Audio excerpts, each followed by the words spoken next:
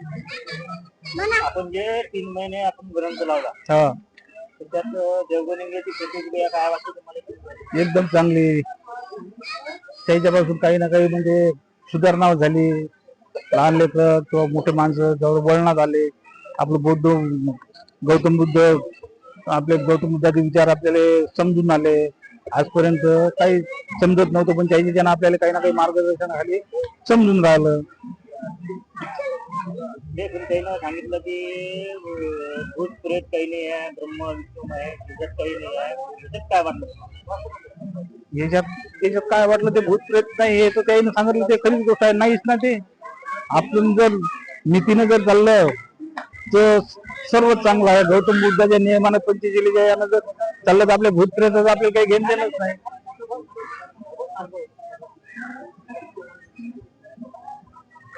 अजून काय सांगितलं? अजून काय गावच्या म्हणजे लहान लेकरावर मोठ्या माणसावर काही ना काही बाबा मौल्य सुधारणा झाली पाहिजे अशा चांगल्या रीतीनं वागा.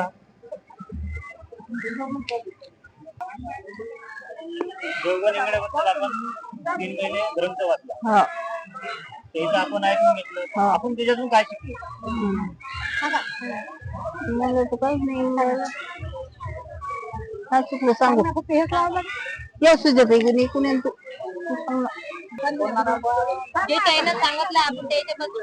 बुद्ध आणि धम्म संघ या त्रिरत्नाला मी प्रथम अभिवादन करते. आमच्या इथं 3 महिन्यापासून वर्षवास ग्रंथाचा चालू आहे. देवगण भाऊ इंगळे यांनी ग्रंथाचं पठण आम्हाला सरळ सोप्या पद्धतीने समजावून सांगितलं आहे. आम्ही ते आचरणात आणावं असं महिला संघांनी सर्व जे जगातील तमाम प्राणी जीवनसृष्टी याच्याविषयी माहिती त्यांनी सगळं सांगितली. आणि जीवन जगण्याचा मार्ग कोणता आहे तो तथागतांनी जीवन जगण्याचा मार्ग म्हणजे धम्म नीती हे आम्हाला वर्षवास ग्रंथामध्ये पठन केलं आहे. काया वाच्या मनाने आणि शिलेने वागणे, अष्टांगिक मार्गाने वागणे म्हणजे तुम्ही धम्माचं आचरण करताल तर तुम्ही निब्बाणाला पोचतात. आम्ही ग्रंथ श्रवण केलं आणि देवगण भाऊ गुरुजी यांनी आम्हाला ग्रंथ पठण अगदी सरळ सोप्या भाषेत समजावून सांगितलं. आम्ही ते सोप्या भाषेत आणि अंगारला आणि त्याचे आचरण करू असं आम्ही महिला मंडळाची आशा आहे. एवढे बोलून माझे 2 शब्द संपवते. जय भीम, नमो बुद्धाय.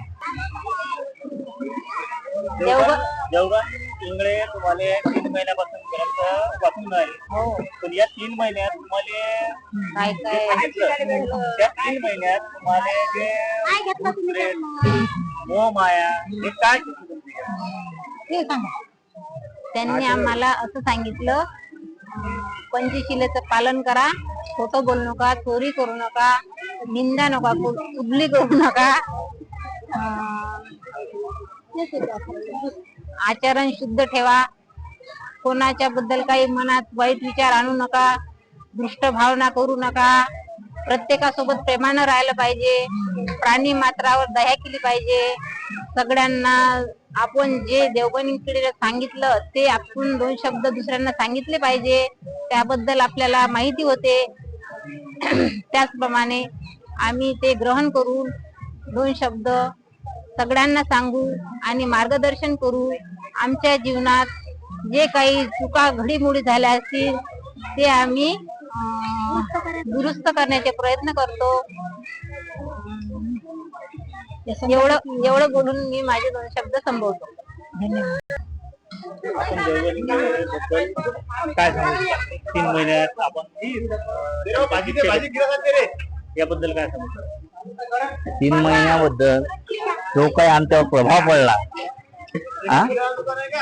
सर्वात मोठा म्हणजे दानाचा.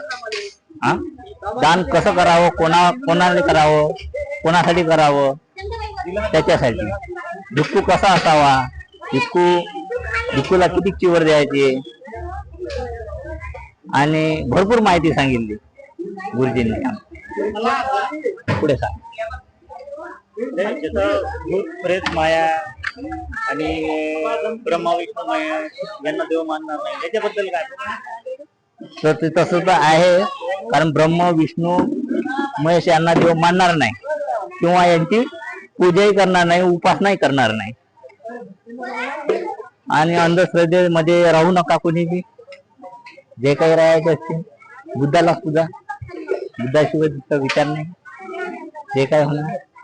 आणि सर्वांनी दर रविवारी विहारात आलं पाहिजे, सर्वांच्या मनोभावना वाटल्या पाहिजे सर्वांचे.